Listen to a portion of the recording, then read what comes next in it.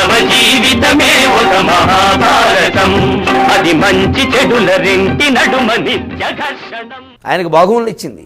ఎంత మహత్తుల వెళవి. దండక మండలంబులను దారునినంతయునేలినారు కోదండధరాధినాథులు పదమ్ముల వ్రాలగ చూచి చూడనట్లుండిరి. వారి కంటెను మహోన్నతులు ఈ జగమందు గల్గిరే, వారి కంటెను మహోన్నతులు ఈ జగమందు గల్గిరే.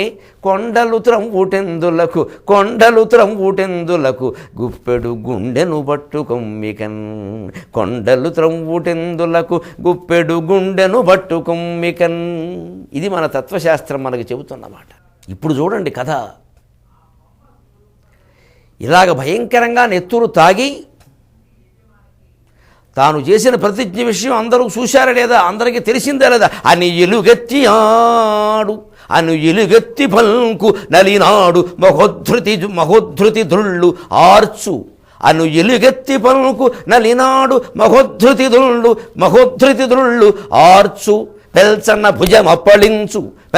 భుజమప్పళించు తమ సైనికులు మనవారు రక్కసుండని వెరగందువారు గళితాయుధులయ్యడువారు భీతి మూర్ఛనబడువారునై రణవిరామము బంద మదోత్కటాకృతిన్. అని ఎలుగెత్తి పల్కు, నేనింత పని చేస్తున్నా, ఎవడున్నాడో రండి కాపాడుకోండి అన్నంత పని నెరవేరుస్తున్నాయి వాళ్ళ పంచభూతాల సాక్షిగా, అస్తమిస్తున్న సూర్యభగవానుడు సాక్షిగా, ప్రత్యక్ష సాక్షే ఇవాళ సాక్షి. చంద్రవంశపు వీరుడు సాధించిన విజయానికి సూర్యుడు సాక్షి. ఇంకా కాశ్యాపట్లో మా తమ్ముడు ఆ సూర్యుడి పుత్రుడు కూడా ఏం చేస్తాడో మీరు చూద్దరు. కానీ సూర్యపుత్ర అని ఏదో అంటున్నారు, సూతపుత్రుడిని పట్టుకుని సూర్యపుత్రుడు అంటున్నారే, చూద్దాం అది కూడా. ఆ ఉపాసనా బలమో మా ఉపాసనా బలమో ధర్మదేవత గెలుస్తుందో లేదో మీరే చూద్దురు. కానీ అని ఎలుగెత్తి పల్కు నలినాడు, ఓ నాట్యం ఆడుతున్నట్ట. మహోద్ధృతి ధృళ్ళు, భయంకరమైన ఉద్ధృతితో తుళ్ళిపడుతున్నట్ట, గంతులేస్తున్నట్ట.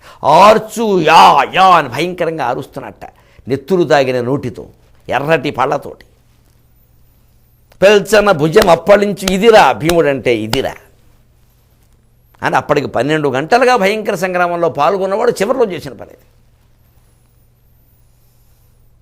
తమ సైనికులు మనవారు, పాండవ సైనికులు కౌరవ సైనికులు కూడా ఓ ధృతరాష్ట్ర మహారాజా, వాళ్ళు మనవాళ్ళు కూడా. రక్కసుండని వెర్రగందువారు, రాక్షసుడురా బాబు, రాక్షసుడు. వెళ్ళిపోదాం రా, ఇవాళ యుద్ధం వద్దురా, దుర్యోధన మహారాజు ఏ శిక్ష విధించినా మంచిదే, మనం ఇంటికి వెళ్ళిపోదాం రా, ఈయన చూస్తుంటేనే పీడకల్లో వచ్చేలా ఉన్నాయి అని రాక్షసుడిగా భావిస్తున్నట్ట. గళితాయుధులయ్యడువారు, తమంత తామే కొంతమందికి ఆయుధాలు జారిపోయాయి, కొంతమందికి కట్టుకున్న పంచెలు జారిపోయాయని వేరే చెప్పక్కల. గళితాయుధులయ్యడువారు భీతి మూర్ఛనబడువారునై, భయంకరమైనటువంటి భయంతో మూర్చిపోయారు కొంతమంది. అమ్మబాబోయ్ అని, ఇదేమిటి ఇలా ఉంటుందా యుద్ధం. రణవిరామము బంది మదోత్కటాకృతిన్. రణవిరామము బంది మదోత్కటాకృతిన్. ఆ రకంగా యుద్ధం ఒక్కసారి ఆగిపోయింది. అప్పుడు ఆ దుశ్శాసన శవం దగ్గర నుంచి బయటికి వచ్చి గదని ధరించి సరిగ్గా అలా నడిచి సైన్యం దగ్గరికి వస్తుంటే, నీరజమిత్రుడేన ధరణీగతుడయ్యడు నొక్కో గదాప్రధానుడై అనుకుంటారు. నీరజమిత్రుడేల ధరణీగతుడయ్యడు నొక్కో గదాప్రధానుడై. అదేమిట్రా, సూర్యుడు గద పట్టుకుని వస్తున్నాడు అన్నట్టు, అరుణ సూర్యుడిలా ప్రకాశిస్తున్నట్టు భీముడు. అంత భయంకరంగా వస్తూ సైన్యం కేసి ఒక్కసారి చూస్తే ఎక్కడ వాళ్ళు అక్కడే, ఎక్కడ దొంగలు అక్కడే, గప్చిప్ లేదా పరారు. మళ్ళీ ఎక్కడ అడ్డుకునేటువంటి సాహసం లేదండి ఎవరికి. అలాగే వీళ్ళని హెచ్చరించి మళ్ళీ వెనక్కి వెళ్ళాట దుశ్శాసనుడి దగ్గరికి. వాళ్ళ సంగతి తేల్చాలి, ఇంకా వాళ్ళ చేత ఏదో చెప్పించాలని. ఏం బావుకున్నారా, మమ్మల్ని ఎద్దంటావరా, పశువు అంటావరా, ఇప్పుడు అనరా ఏమంటావో అని చచ్చాడని కూడా ఇంకా తినేయట్లేదు పూర్తిగా, ఇంకా చావలేదేమో అని తొక్కుతూనే ఉన్నాడు. నెత్తురు తాగాక కూడా, గుండెలు చీల్చాక కూడా ఆ కక్ష అంత ఉందన్నమాట. ఏదో ఈ శవాన్ని కాకులకి గద్దలకి వేస్తాం, పీక్కు తింటాం, మాంసం వండుకు తింటాం అంటారు, అటువంటి కక్ష అది. ఇంత చర్య జరుగుతుంటే ఏమీ చెయ్యలేక ఎదురుగా అల్లంత దూరంలో కర్ణుడు, ఆయన పక్కనే దుర్యోధనుడు మ్రాన్పడిపోయారట, కొయ్యబారిపోయారు, నిర్ఘాంతపోయారు. నిర్ఘాంతపోయారు, దిగ్భ్రాంతి చెందారు, ఏమీ చేయలేకపోయారు. అప్పుడు వెళ్ళి ఆ దుశ్శాసనుడి శవం మీద ఎడంకాలు పెట్టి ఒక్క మాట అన్నాడు. ప్రైవడిపోయగా అని ధృతరాష్ట్రుడు కన్నది ఏమి. చూడండి, ఎంత భయంకరమైన పని చేసినా, ఎంత కక్ష తీర్చుకున్నా దాని అనుభూతి మన హృదయంలో ఉండేది క్షణమే.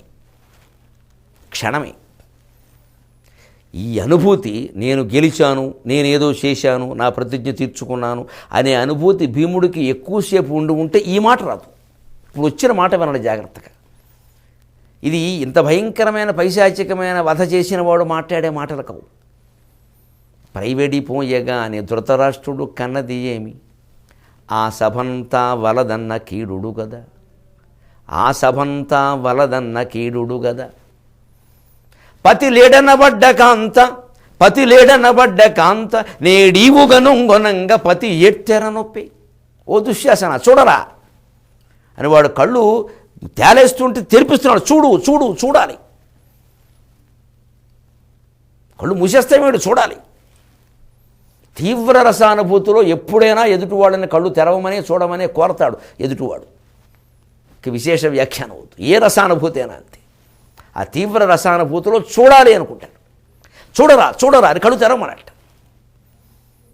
ఏమన్నారా మీరు ద్రౌపదిని? పతి లేడనబడ్డ కాంత నేడీవు కనుంగనంగ పతి ఎట్టెర నొప్పే. పతుల్ శ్రీ విజృంభిత శ్రీ విలసిల్లు కామినులు. పతుల్ విజృంభిత శ్రీ విలసిల్లు కామినులు.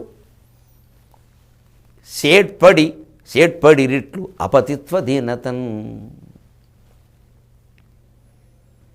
పతులు విజృంభిత శ్రీ విలసిల్లు కామినులు సేట్పడి రిట్లు అపతిత్వ దీనతన్. ఎక్కడెక్కడి మాటలు ఎలా గుర్తొస్తాయో చూడండి. ఆంగ్లంలో సబ్కాన్షియస్ స్టేట్ అంటారు. ఆ మనస్సుకి లోపలి పొరలు ఉంటాయి. ఆ లోపలి పొరల్లో ఉండే మాటలు గుర్తొస్తాయి. ప్రైవడిపోయగా అని ధృతరాష్ట్రుడు కన్నది ఏమి. నిందల పాలయ్యాడు తప్ప ధృతరాష్ట్రుడు ఏం పొందగలిగాడయ్యా. ఇక్కడ ధృతరాష్ట్రుడి ప్రసక్తి ఎందుకండి అంటే కక్ష శాంతించింది. అంటే ఇంత కక్ష అండి. ఇది ఎప్పుడు జరిగింది? జోదం అప్పుడు కదా, సభాపర్వంలో కదా. అరణ్య పర్వం, విరాట పర్వం, ఉద్యోగ పర్వం, భీష్మ పర్వం, ద్రోణ పర్వం, కర్ణ పర్వం చిట్ట చివరికి వచ్చింది 17వ రోజు. మానవ జీవితమే ఒక మహాభారతం, అది మంచి చెడుల రెంటి నడుమ నిత్య ఘర్షణం.